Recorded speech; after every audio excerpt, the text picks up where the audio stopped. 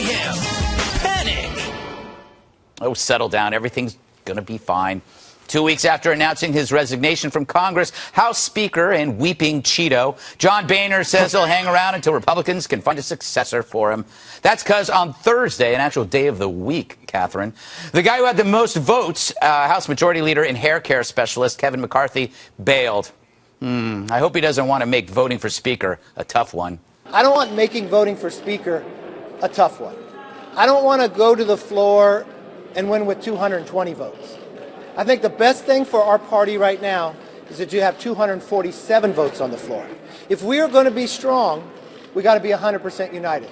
All those numbers. I'm so confused. Shortly after, a few congressmen decided to throw their hats, or toupees, if you will, into the speaker ring, like this guy. I don't know who he is. And then there's this guy. But no one seems 100% sold over them. And the one guy Republicans really want as speaker, this guy, Paul Ryan, and he'd rather chew on broken glass while listening to Maroon 5.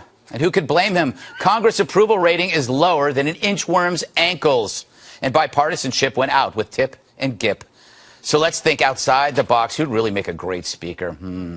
What about Steve Gutenberg? He comes to my mind a lot, and he gets along with everybody.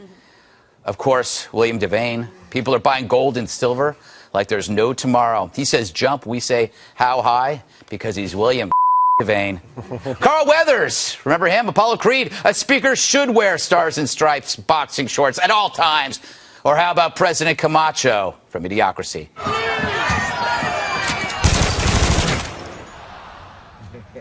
That's what I thought. That's what Congress needs. He gets my vote. And if you really want an awesome speaker, well, there's really nothing better than Blaupunkt. I have them in every room, sometimes in crawl spaces as well, to drown out the screams. Chris, how are you? I don't know if I'm ready for this. I don't know that I'm emotionally prepared for this discussion now. That makes it even better, because I want you to crumble before my tough questioning.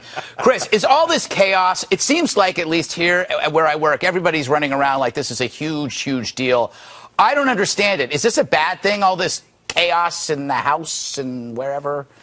Well, look, there is nothing that the Washington press corps likes to do more than wet its collective trousers. It is their favorite, because it makes us feel so important. Yeah. Look at how important we are. Look at what's going on. Well, will it be this guy? Will it be Great Aunt Rhody? Who knows? It could be anybody. It could be a non-member of the House. So all of that contributes to the reasonable sense in the body politic that something wrong is happening. I think it was Karen Tumulty at the Washington Post who wrote that this was a party that was on the brink of ceasing to be able to function at all as a national entity.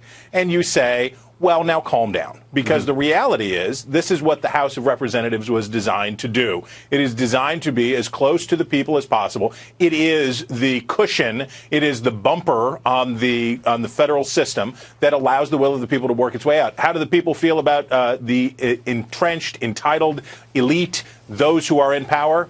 They hate them. They hate them Trump style. They hate them Carson style, Fiorina style. So that's what the Republican Party feels like. So they say, we don't want that. So that's normal. That's healthy. This is how it's supposed to work. I would say it's not just a cushion. It's a whoopee cushion. See what I did there, Brett? Terrible joke. That was, yeah. Yeah, thank you. Brett, do Democrats ever do this ever? It always seems to me, because bureaucracy is their expertise, that they know how to work together. There's no resistance to their expansion of power. But it seems like the Republicans are always tearing themselves apart. Right, because Democrats are the party of smart people with stupid ideas, and Republicans are the party of stupid people with smart ideas.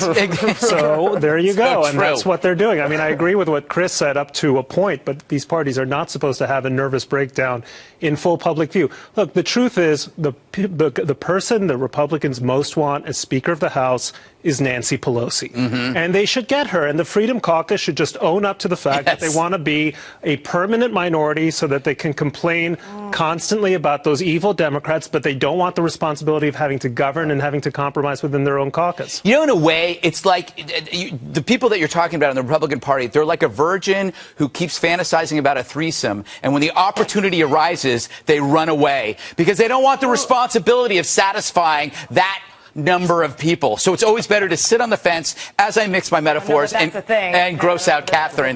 Don't worry. It's true. It was a good metaphor. I believe it was. Dave, thoughts on this? Still in that metaphor. Yes, yes. It was meant to be disturbing. Every virgin's dream is a weird threesome. I don't think so.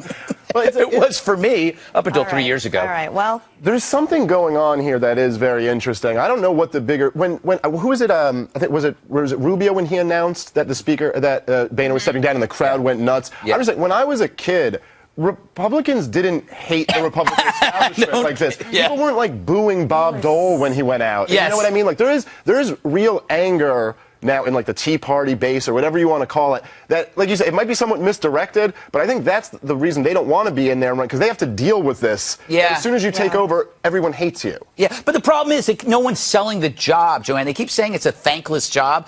That's what the money and the prestige is for. You know what? A thankless job is like, driver's ed instructor. Yeah, I mean, you get all this press. Yes. Who doesn't want to get their picture taken and have all these speeches and we can talk about them on this show? I want the chaos to continue because I love seeing the Dems troll all these Republican candidates. We have the Craigslist ad that came out. We need someone who's a good babysitter to be Speaker of the House. Everyone's now suddenly a comedian on Twitter as we go through all of this. But I do think that the Dems are noticing, like you said, that there is a vulnerability in the party right now. And I do think it's important to get someone who will unify the party. Nobody's going to want the job after what they did to Boehner. Not a fan, but they were so mean. They really were. You're orange. You cry a lot. Hey, that was my joke. He's a Scorpio. Did you know that? I had no idea. That's why it's Mercury retrograde. He's a Scorpio. Of course he's crying a lot. We are emotional. Yeah. Oh, so you're a Scorpio as well? Yes, I am. My birthday's on October 29th, and I'm very excited. I'm always surprised when I hear women talk about astrology. It's such a guy thing. It's really a guy thing. Hey, liberal panel. Males. Yes. My guess is if you had a choice for Speaker of the House, it would be Chairman Mao. Am I correct? A great candidate would be a wonderful American by the name of Barack Hussein Obama. Yes. I think he'd be great also as the Senate Majority Leader, but that's just me. It is just you. And Look, it will only be worried. you. I'm sorry. What was that? I was just saying it'll only be you. But you raise an interesting point, and I got to move on because you're boring the hell out of me. Anybody can be Speaker. I didn't know that. Like, you don't have to be in the House or the Senate. You can choose anybody. That's why anyone can be president. That's not true. I asked Frankie Muniz on Twitter if he was running for Speaker, and he said yes. Who? Frankie Muniz, Malcolm in the Middle. Nobody could be mean to Malcolm. I think he's the one exception. Great. So now he's going to stalk you even more.